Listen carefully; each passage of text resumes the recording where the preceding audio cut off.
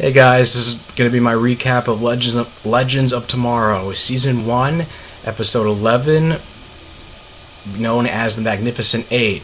So, on the run from the Hunters, the team decides to travel to 1871 in a town called Salvation, and it's a place where Rip and Rory describe as a time period that is known as like a temporal blindness, where basically I guess the point of the timeline is kind of in flux and it will be harder for the time masters to track them there. And so basically the team decides to just go out and about and explore the town, especially since Ray wants to live out his cowboy fantasies. And so they go to a local saloon. Rory and Sarah are talking. Rory's lamenting about how being Kronos it felt like it's been years since time doesn't exist in the vanishing point, and Sarah notices that Rory's changed and she hasn't decided whether or not it's for the better, and they end up having a drinking contest, see how many shots they can do. Snart and Dr. Stein are playing a game of cards, and when one of the players starts mishandling one of the waitresses, it pisses off Dr. Stein, and the cowboy's about to shoot him until Snart shoots him in self-defense, and of course a bar brawl breaks out until Jonah Hex fires his gun in the air and decides to, asserts his authority and just in order to break up the fight, keep everybody in line. And so he immediately asked the Legends, saying that they stick out like sore thumbs, where Rip Hunter is.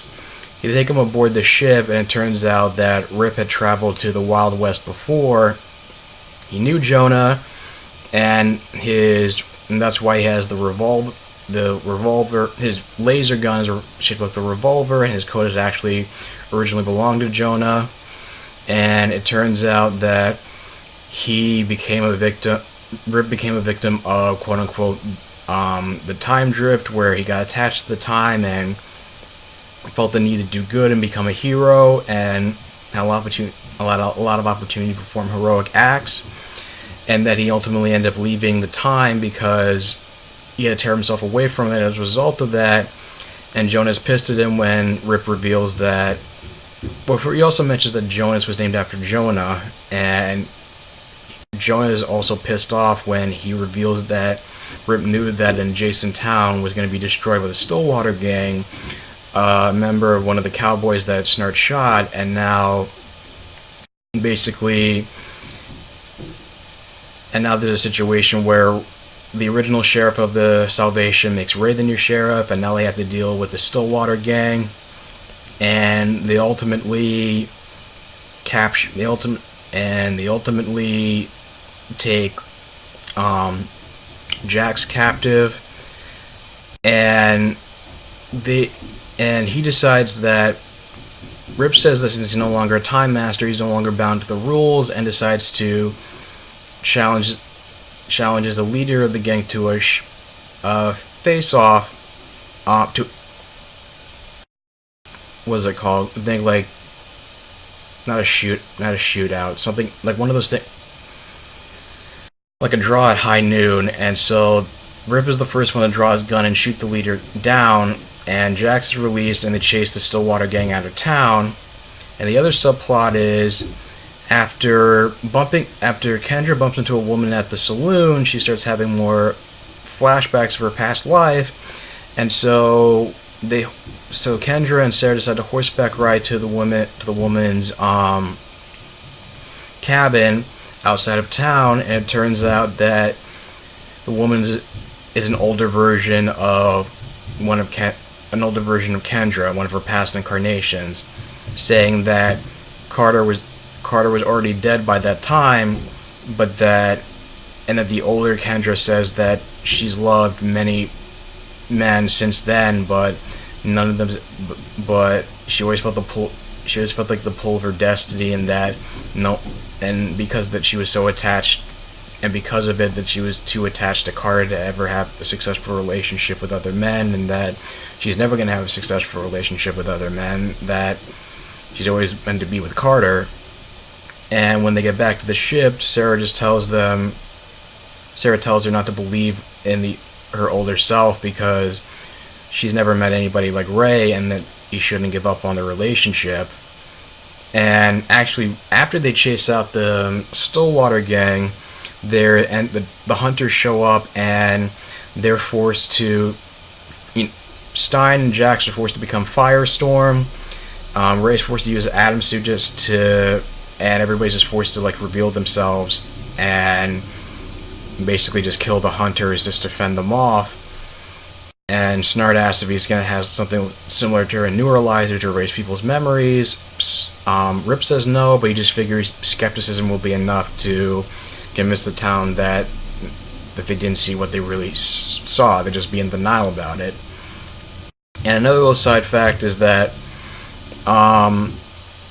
Dr. Stein meets a woman who says that her son is sick, is dying of tuberculosis.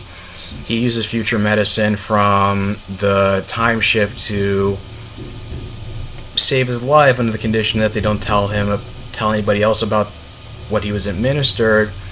And it turns out that the name of the boy was named H.G. Wells.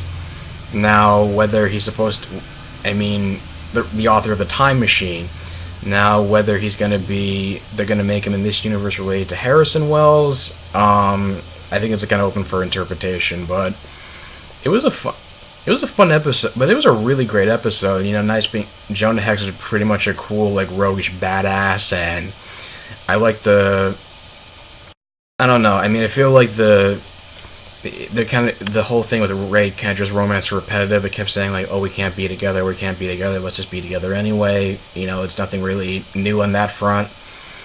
I like that Mick's become more developed and actually provides intel about the Time Masters, and he's more.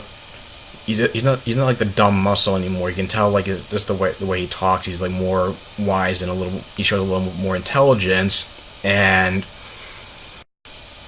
albeit still I don't know what to say level. He's not. I don't know if you want to say he's totally level-headed, but you can kind of see a difference. You kind of see a difference in his personality. See a difference in his personality, some kind of a maturity in him in a sense. And it's the whole Wild West. Even the whole Wild West thing, it was a really setting with Ray as a cowboy and him just being dorky and his laugh out loud moments of calling himself John Wayne and telling Jonah Hex to say, "Hey guys, up high." And I just don't have. There's I don't really have much. They've really done too much. A lot of bad things to say about the episode. I guess I'd give it.